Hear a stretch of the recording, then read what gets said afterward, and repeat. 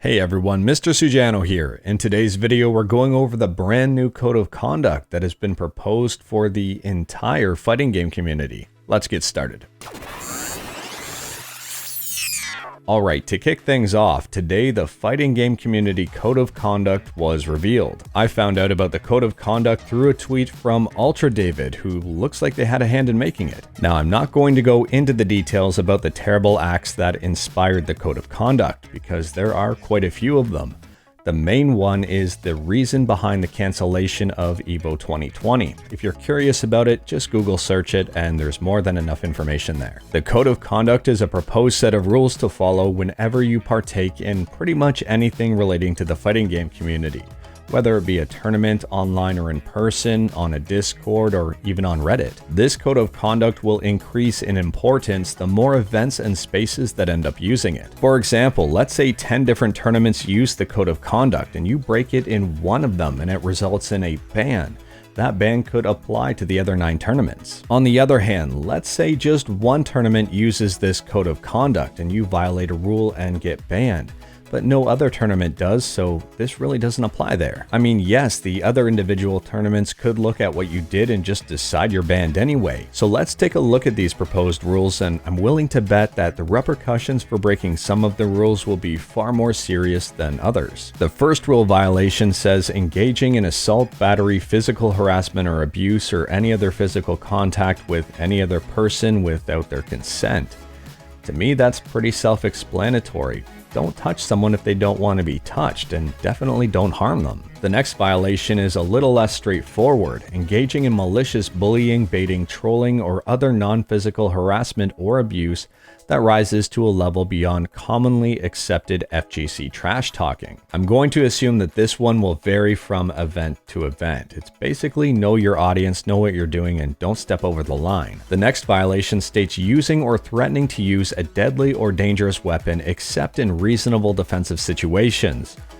I think this would apply whether or not the tournament ended up using the code of conduct. Definitely don't do this. Pestering or stalking any other person or otherwise not respecting any other person's reasonable desire to be left alone. To me, this goes hand in hand with 3.1.2. It's borderline harassment. Taking photographs of or recording any other person without their consent or signatory authorization. I'm going to guess that this will probably also vary on a case-by-case basis. For example, if you have a media pass and you're filming or taking photos of the event, that should be absolutely fine. Or maybe you don't have a media pass and you're filming a pretty sweet matchup between 2 notable people. To me, that should be absolutely fine. If someone specifically asks you, don't take my photo or don't put me on camera, and then you continue to do so, I'm pretty sure this violation would apply.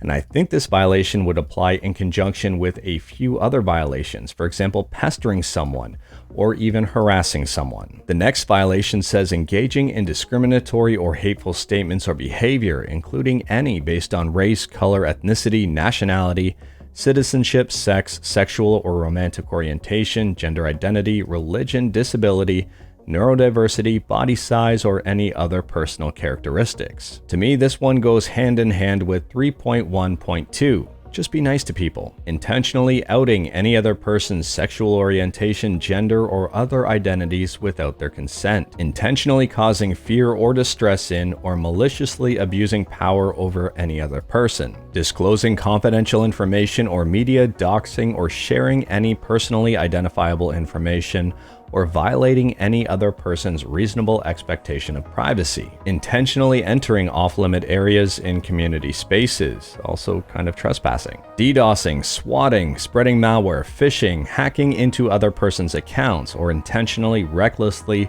or negligently damaging, tampering with, or interfering with any other person's property, platform, equipment, other possessions, or network connection. Scamming or engaging in fraud, impersonation, or defamatory statements or behavior against any other person. Tampering with the tournament, fixing any match or bracket, colluding, entering multiple times in a single tournament, substituting or being substituted for any other player mid-tournament or without good faith permission from the organizer, using disallowed game code exploits, or any other unsportsmanlike conduct or conduct that violates commonly accepted FGC tournament etiquette. Stealing, misappropriating, mishandling, or misrepresenting the amounts or uses of entry fees, prize pools, hotel or other lodging fees, viewer or other donations, or any other person's money. Creating a nuisance or hazard by neglecting personal hygiene. Ooh, this is going to be hard to read. Whew. All right, Mr. Sujano, compose yourself here.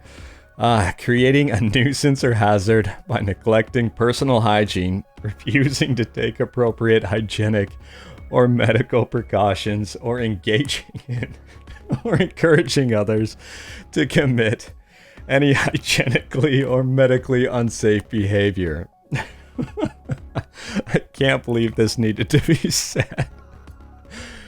Whew. All right, let's move on to the next one. Failing to abide by any applicable third-party rules. Advocating for, encouraging, being an accomplice to, or threatening to engage in any potential violations. Evading or attempting to evade any disciplinary action taken under this code of conduct. Any participant under the age of 16 must be accompanied by an adult guardian when attending an in-person community space. If someone violates the code of conduct, the violation is reviewed and a penalty is recommended. Some examples of penalties would be warnings, refusals of entry, disqualifications, suspensions, or bans. The key word here is recommendations, so anything that the governing body does for the code of conduct will just be a recommendation.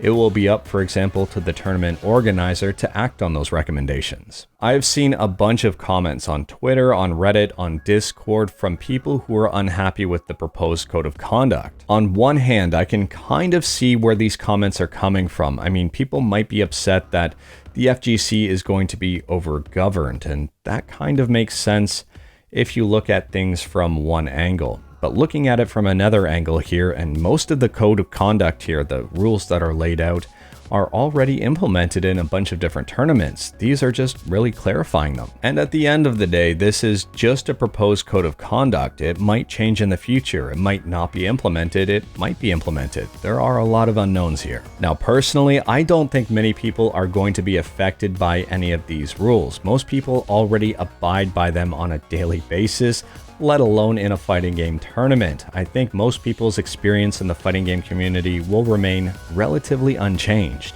But anyways, that is all I've got for today. Let me know your thoughts on the code of conduct in the comments below. If you liked this video, leave a like. If you didn't like this video, leave a like.